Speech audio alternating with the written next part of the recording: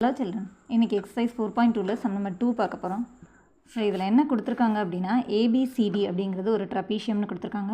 அதில் AB வந்து DCக்கு parallel அப்படின்னு கொடுத்துட்டாங்க. அதுக்கப்புறம் வந்து PQ அப்படிங்கிற பாயிண்ட்ஸ் வந்து ADங்கிற லைன்லேயும் BCங்கிற லைன்லேயும் இருக்குதுன்னு சொல்லியிருக்காங்க. வேறு என்ன கொடுத்துருக்காங்க அப்படின்னா PQ வந்து DCக்கு பேரலல்னு கொடுத்துட்டாங்க. ஸோ ஃபர்ஸ்ட் வந்து ABயும் DCயும் பேரலல்னு கொடுத்தாங்க. இப்போ PQவும் DCயும் பேரலல்னு கொடுத்துட்டாங்க. ஸோ இப்போ இந்த மூணு லைனுமே பேரலல்னு அர்த்தம். ஓகே, அதுக்கப்புறம் கொஞ்சம் வேல்யூஸ் கொடுத்து நம்ம AD கண்டுபிடிக்க சொல்லியிருக்காங்க. ஓகே, ஸோ இதை எப்படி கண்டுபிடிக்க போகிறோம் அப்படின்னா நம்ம BPT தியரம் தான் யூஸ் பண்ணி கண்டுபிடிக்க போகிறோம். ஸோ இந்த ட்ரபீஷியம்க்கு நடுவில் AC அப்படிங்கிற ஒரு டயகனல் வரைஞ்சிட்டு மேலே ஒரு ட்ரையாங்கிள் கீழே ஒரு ட்ரையாங்கிள் இருக்கிற மாதிரி கன்சிடர் பண்ணி நம்ம BPT தியரம் யூஸ் பண்ணி தான் நம்ம இதை சால்வ் பண்ண போகிறோம்.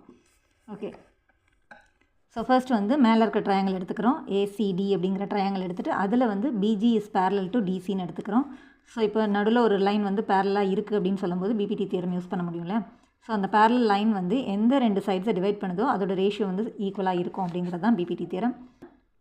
AP/PD, ஸோ ஏலேருந்து ஸ்டார்ட் பண்ணியிருக்கோம் இல்லையா. AP/PD is equal to AG/GC.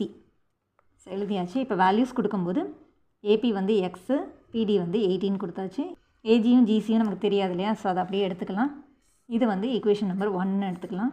இப்போ அடுத்து வந்து நம்ம என்ன பண்ண போகிறோம்னா இந்த கீழே இருக்க ட்ரையாங்கிள் கன்சிடர் பண்ணிக்க போகிறோம். ABC அந்த ட்ரையாங்கிள் கன்சிடர் பண்ணிக்கலாம். ஸோ இப்போ வந்து இதில் வந்து GQ is parallel to AB, GQவும் ABயும் பேரலாக இருக்குது.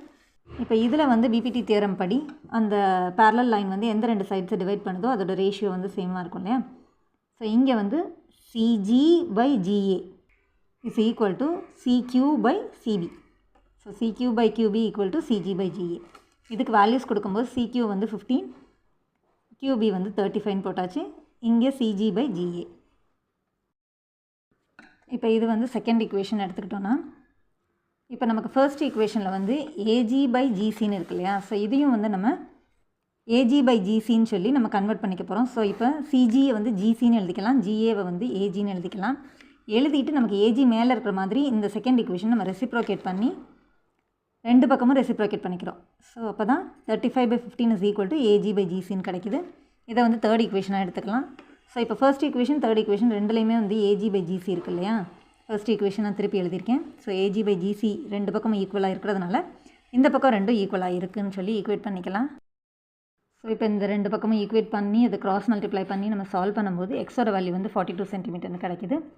இப்போ AD தான் கண்டுபிடிக்கணும் இல்லையா. So AD is equal to AP+PDன்னு போட்டு அதோட வேல்யூஸ் நம்ம கொடுத்தோன்னா எக்ஸுக்கு 42ன்னு கண்டுபிடிச்சாச்சு. +18 இஸ் ஈக்குவல் டு 60 சென்டிமீட்டர்னு கிடைக்கிது. That's all. தேங்க்ஸ் ஃபார் வாட்சிங் சில்ட்ரன்.